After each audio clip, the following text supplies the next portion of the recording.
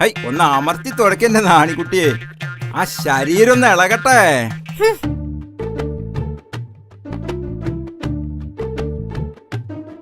നാണിയോട് ഞാൻ പറഞ്ഞിട്ടുണ്ട്, പൂമൂത്ത ആണുങ്ങൾ ഇരിക്കുമ്പോ അവിടെ കയറി തുടക്കരുതെന്ന്. അങ്ങനെ നോക്കി അവിടെ അടിയും തുടങ്ങി നടക്കില്ല.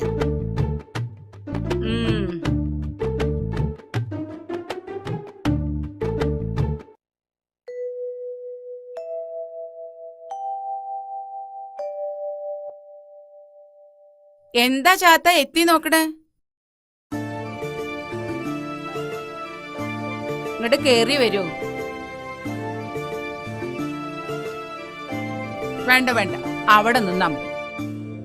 കോരഞ്ചക്കം പരിച്ചിറക്ക. പാടത്ത് അടിയം പണിതോളാം. ഒവ്വേ 19 വയസ്സായ ആളാ, പണിയാൻ വന്നിരിക്കണു. വയസ്സൊന്നും തമ്പ്രാട്ടി നോക്കണ്ട, ആടിയനൊരു കുഴപ്പമില്ല. എന്നാ പാടത്തേക്ക് ചെല്ലുക. എന്താ അങ്ങനെ കടന്ന് പരുങ്ങണത്?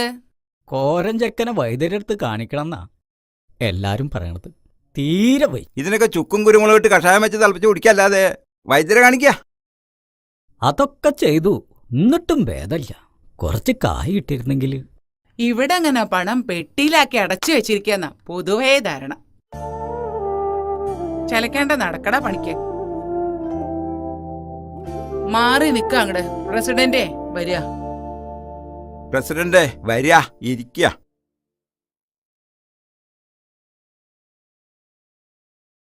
ഇരിക്കുക. ഇത്തിരി സംഭാരം എടുത്തോളൂ.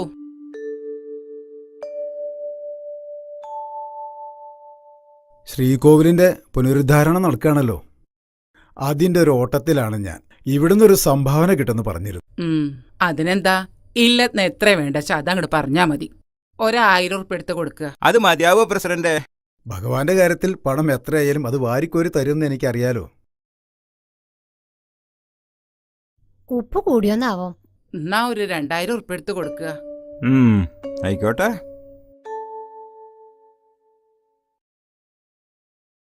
ദാനം സന്തോഷമായി തന്നെ സ്വീകരിക്കണമെന്നാണല്ലോ പ്രമാണം. എന്താ ഇവിടെ വായും പൊളിച്ച് നിൽക്കണോ? കോരഞ്ചക്കം പരിച്ചു കിടക്കുക. മനുഷ്യന്റെ കാര്യത്തിനേക്കാൾ കൂടുതൽ ദൈവത്തിന്റെ കാര്യത്തിലാണ് ഇവിടെ പ്രാധാന്യം. അല്ല മാഷേ, അമ്പലത്തിലേക്കൊന്നും കാണാനില്ലല്ലോ, തിരക്കാവൂല്ലേ? എനിക്ക് തിരക്ക് മനുഷ്യന്റെ കാര്യത്തിലാ.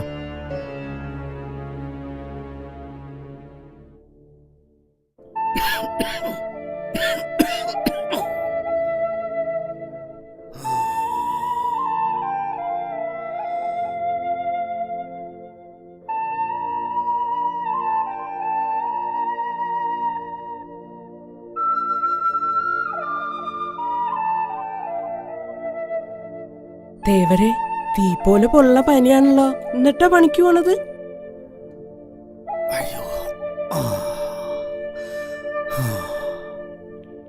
ചായ കുടിച്ചോളി.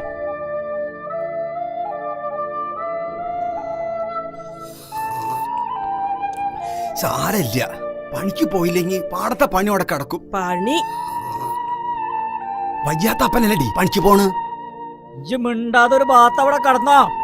എനിക്കിപ്പോ 80 ആയിട്ടുള്ളൂ. ഇളിക്കൊന്നും വേണ്ട. എന്നോട് കൈക്കോട്ട് പണിയിൽ മുട്ടപ്പാടെ ഒരു ചേർമനായിട്ടില്ലടി. ആ ഇതാ പെരട പിന്നിലുണ്ടച്ചാ. ആ ഇനി പയങ്കഞ്ഞി ഉണ്ടെങ്കിൽ എടുത്തേക്കടി. മൂത്താരെ പറമ്പെന്ന് ചീനമുളക് കുറച്ച് കിട്ടിയിട്ടുണ്ട്. എന്നാ പിന്നെ ഞാൻ കൂടെ പണിക്ക് വന്നാലോ? ഡാക്ടറെ കാണാൻ കായുണ്ടാവൂലോ. വേണ്ട നീലി, ഇജ്ജ് അങ്ങോട്ട് പണിക്ക് പോണ്ട. തമ്പുരാന്റെ കണ്ണ് ചീത്ത കണ്ണാ. ഞാൻ അവിടെ പലതും കാണുന്നുണ്ട്.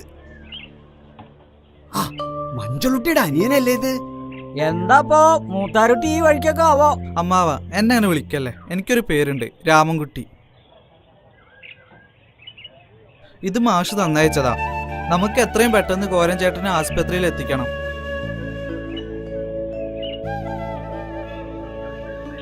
കുട്ടിയെ, ഇക്ക് പണിക്ക് പോവാൻ നേരായി. അമ്മാവ, ഇത്രയും കാലം നിങ്ങൾ തമ്പ്രാക്കന്മാർക്ക് വേണ്ടി അധ്വാനിച്ചു. ഇനി കുറച്ച് വിശ്രമിക്കാം. കർഷക പെൻഷൻ പാസ്സായി വരൂത്രേ. എല്ലാം മാഷ് പറഞ്ഞയച്ചതാ. അപ്പാ, മാഷ് പറഞ്ഞാ പിന്നെ അതിനൊരു എതിർവാക്കില്ല. നിങ്ങൾ ഇനി പണിക്ക് പോണ്ട.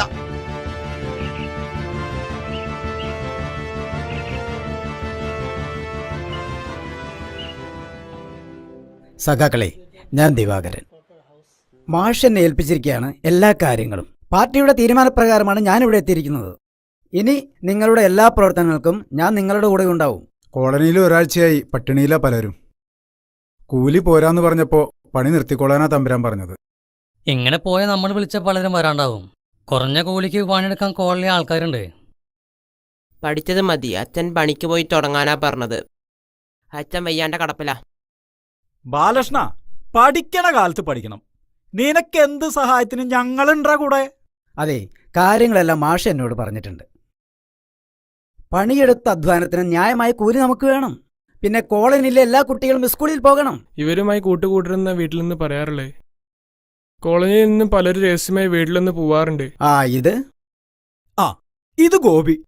ചുരുക്കി പറഞ്ഞ നമ്മുടെ എതിരാളി കാര്യസ്ഥന്റെ മോനാ. ഇപ്പം നമ്മുടെ കൂടെ. നല്ലത്. നല്ലതിനെ തിരിച്ചറിയാനുള്ള വിവേകബുദ്ധിയുള്ള നിന്നെപ്പോലുള്ള കുട്ടികളാണ് ഇനിയും നമുക്ക് വേണ്ടത്. അടുത്ത ദിവസം ഞാൻ കോളനിയിൽ വരുന്നുണ്ട്. അന്ന് എല്ലാവരെയും കാണാം.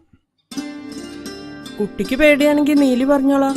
അതൊന്നും വേണ്ട, മാഷ് സമ്മതിക്കില്ല.